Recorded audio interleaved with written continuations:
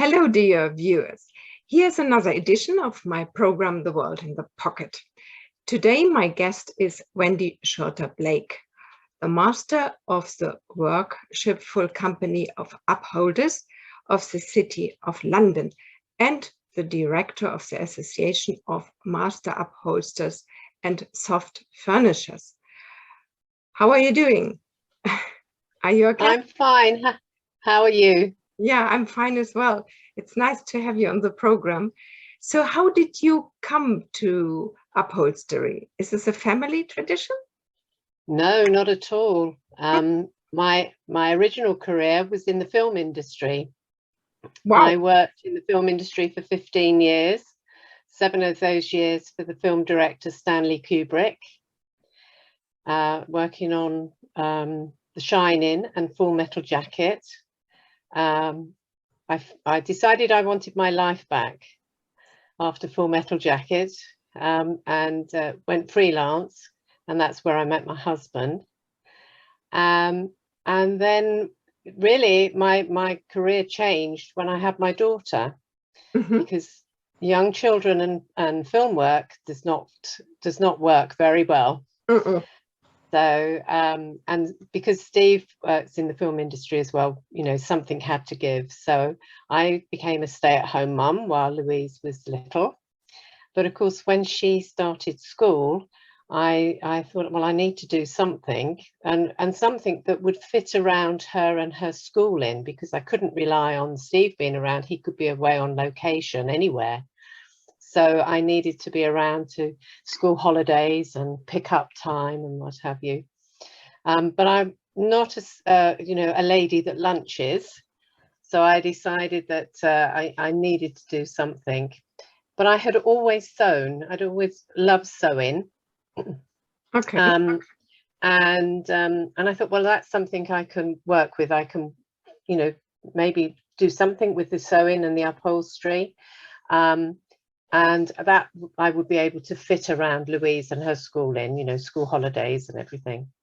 So I had a studio built at the bottom of the garden, and I would take her to school, and then I would work on commission work at the bottom of the garden, pick her up from school, give her tea. If I had a deadline to work to, I could, you know, work down there till 11 o'clock at night. If she woke up, she'd toddle down to, I've woken up, Mum. So it fitted very well with her. And obviously, as she grew up and become much more independent of me, I could, you know, sort of spread my wings a bit. And I was asked to go back to teach at London Metropolitan University. I trained in upholstery at London Metropolitan University.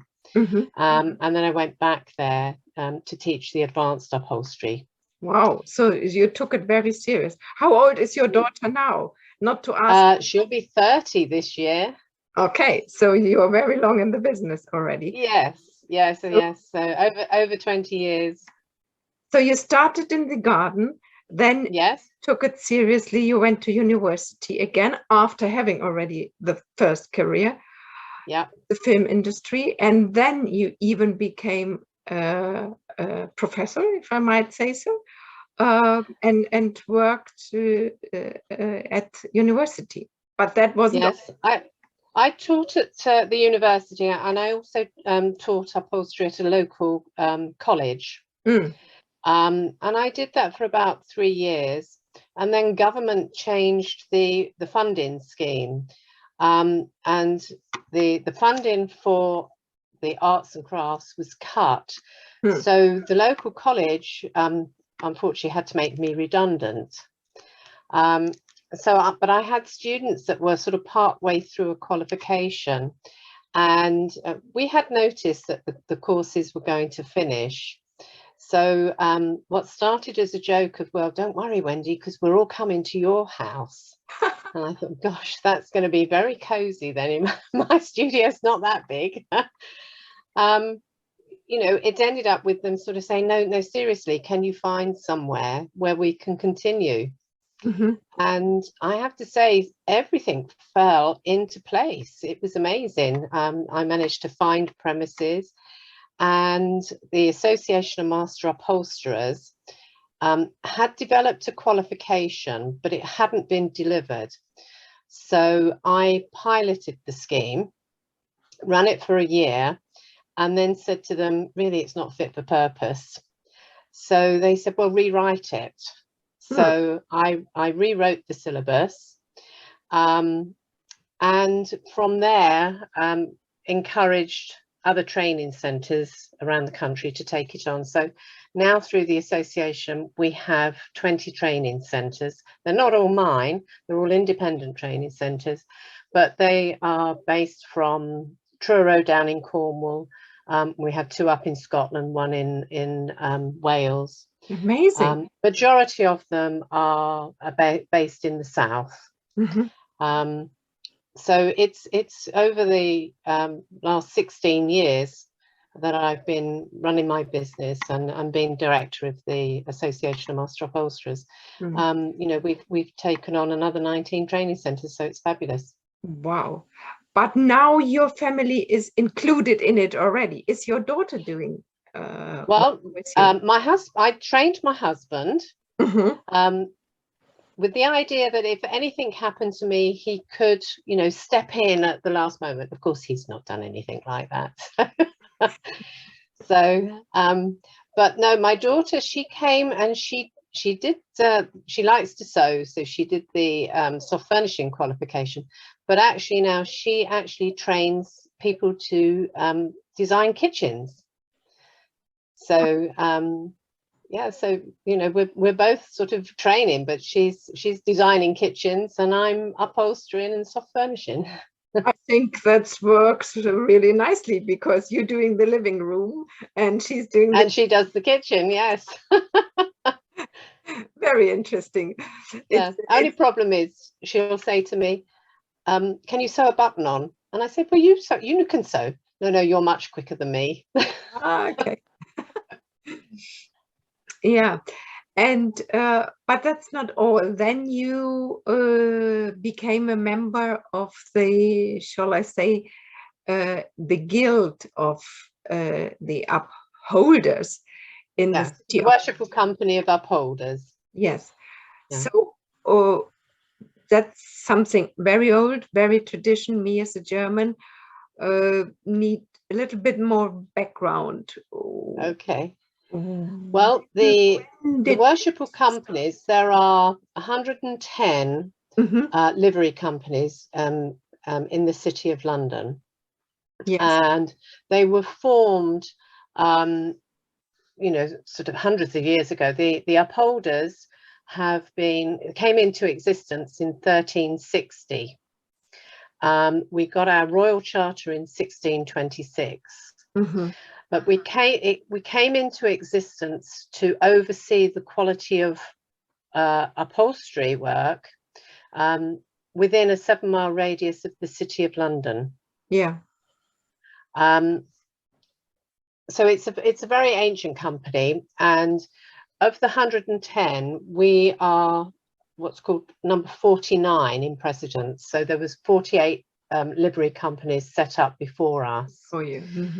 And we're called livery companies because at that time it was each company had its own uniform. And so these days, you know, as if you're a master or a warden of the company, we wear robes for civic events and you know, our main dinners and events. And is this still now relevant for the City of London, or is it more now not such a professional? We have mainly 3 main objectives, and that is to support our trades and our trades, the upholders' trades, because upholder is the archaic word for upholsterers.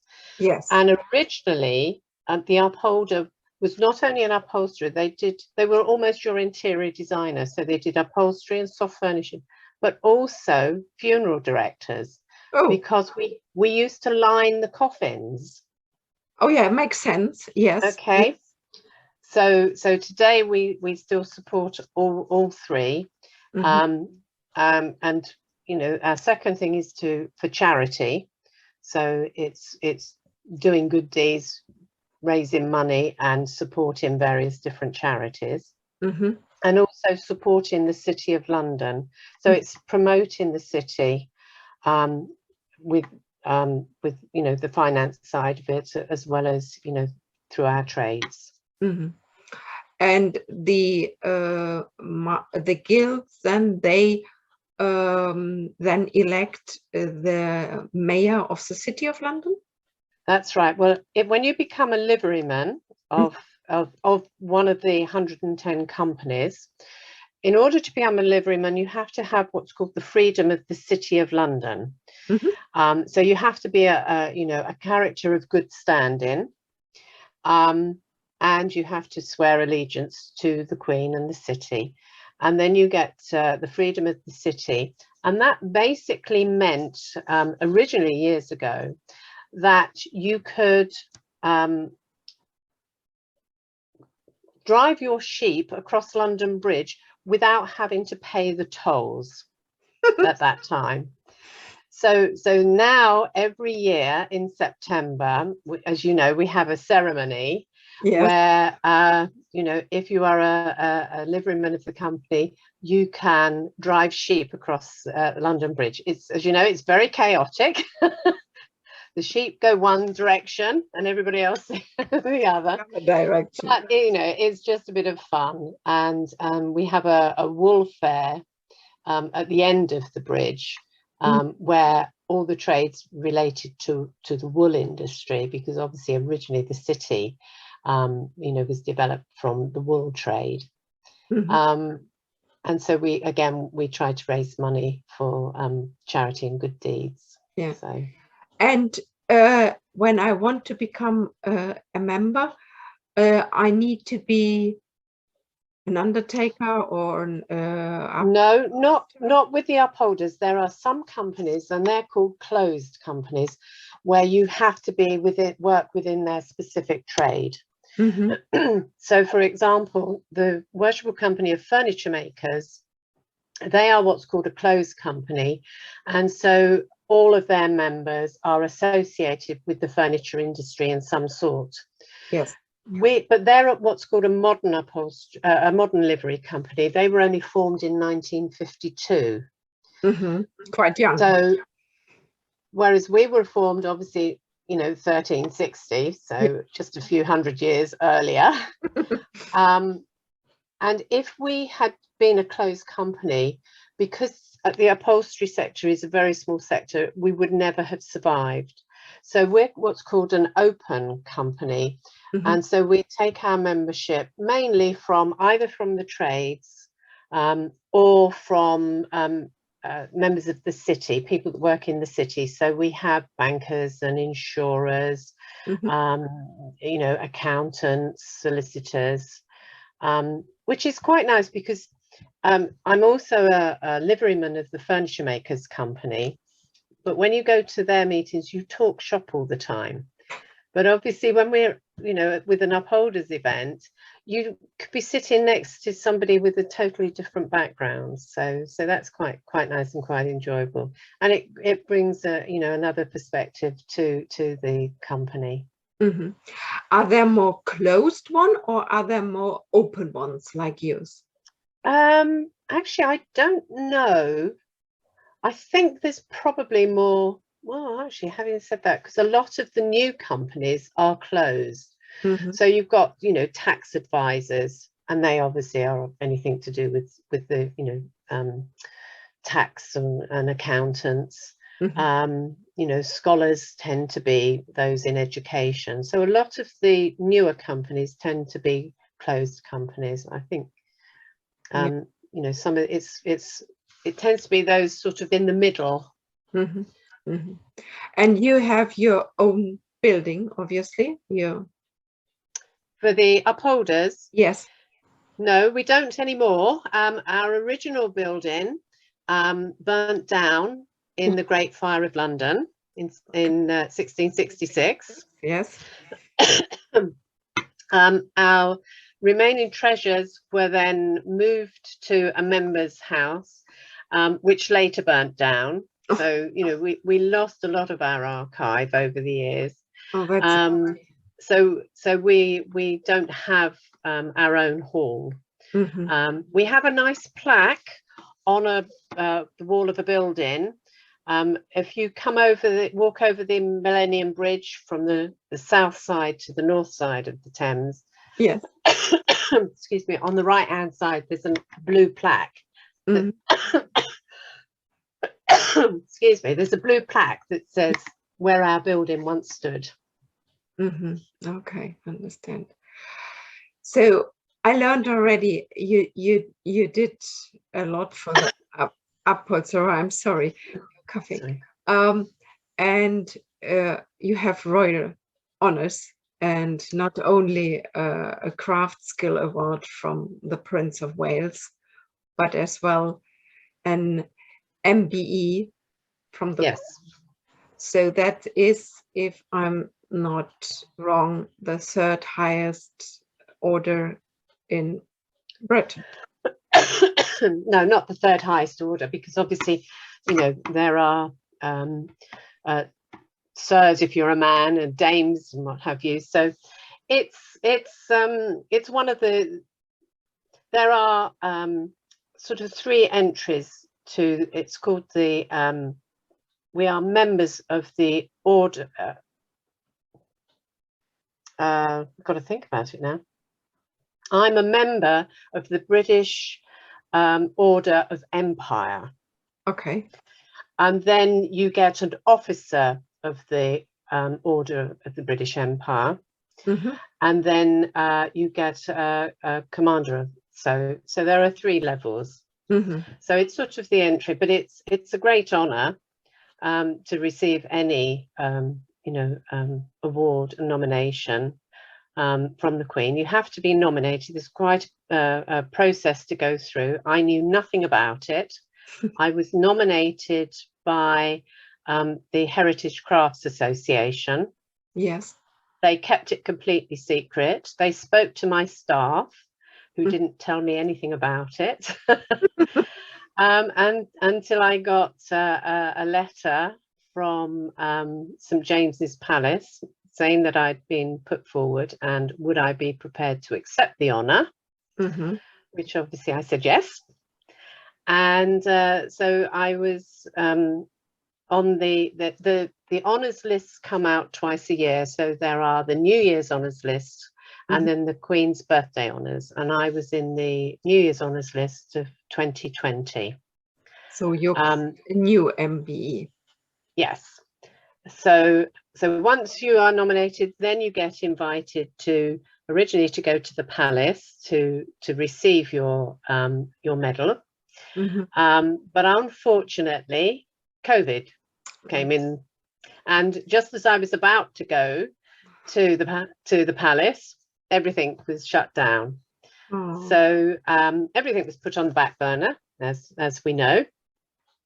But then in October of last year, instead of going to the palace, I went to Windsor Castle, because all the honours are now being presented at Windsor Castle.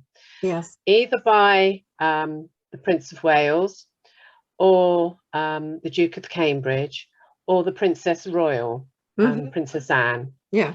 And I was presented with mine by Princess Anne, who is also the master of several delivery companies. And so she has quite a heavy involvement with delivery herself. So that was lovely. And she's very knowledgeable, and she does her homework, and she knew exactly what I did. So we had a lovely day at Windsor Castle. Did you have then a dinner together with all the MBEs, or? No. Unfortunately now, because they had to obviously lock down, they've got so many people to catch up with. So but no, you have your ceremony. You're not allowed to take photographs there. You have an official photographer that takes photographs for you. But we had a lovely day. We had lunch with friends beforehand, and then we had a very nice cream tea afterwards, and so we made a day of it. So it was great fun. Congratulations. Thank you very much. Really, I never talked to an MBE, so first. Thank you. I talked about Prince Michael of Kent, but right, yes, not to an MBE. So, yeah. But that's another. It's about you, not about me today. So, a great job, upholsterer. What would you say? Something I love it. Yes, it's we sort of mainly do reupholstery. So we're taking old furniture, antique pieces, and then strip it down and reupholster it, bring it back to life. So it's much more sustainable. It's much more healthy than chucking perfectly good furniture into landfill and destroying it. So. And here I must come with my story anyway. I completely agree with you because I have the armchairs from my parents. They bought 58 when they got engaged. Right. And I just upholstered them once. They are now yellow, red, and blue. They were gray. But I sit on them, I think, to the end of my life. Absolutely. So unfortunately, modern upholstery, modern furniture is not as well made as the traditional stuff that our parents bought. Yeah, so our grandparents. I was very long looking into a sofa. What first of all is matching the style, and then okay, I understand and I understood already that I need a special fabric that should be green.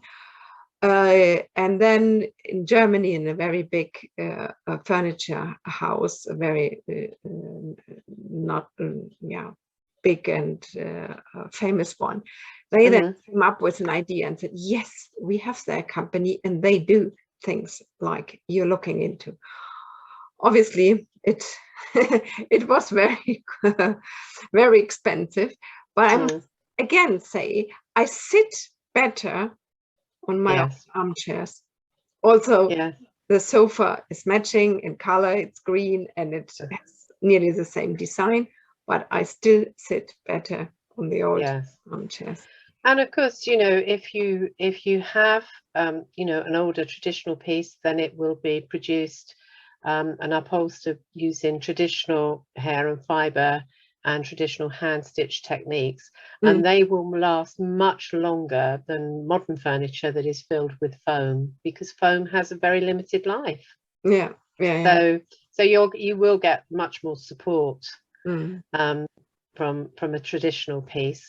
And it is very expensive to do it because it's very labor intensive. But in the lifespan of a piece of furniture, it works out cheaper in the long run. Exactly. I was then when I did it before I came over, or I took them over from Germany to the UK, and I did it in Germany. And when I heard the price for one, I was like a bit. Yeah. But then I understood. No, first of all, they look great, and secondly, as you said, I will have them to the end of my life. It's much better investment. My parents, obviously. So Wendy, it was very interesting to talk to you, and I hope we see us at one of your events. And absolutely, that would be lovely. Hopefully. All is opening up a little bit more, and then we can see each other. Okay, that would be lovely. Good. Well, thank you very much Have for your time. It's been enjoyable. Okay, goodbye. Thank you. Bye-bye.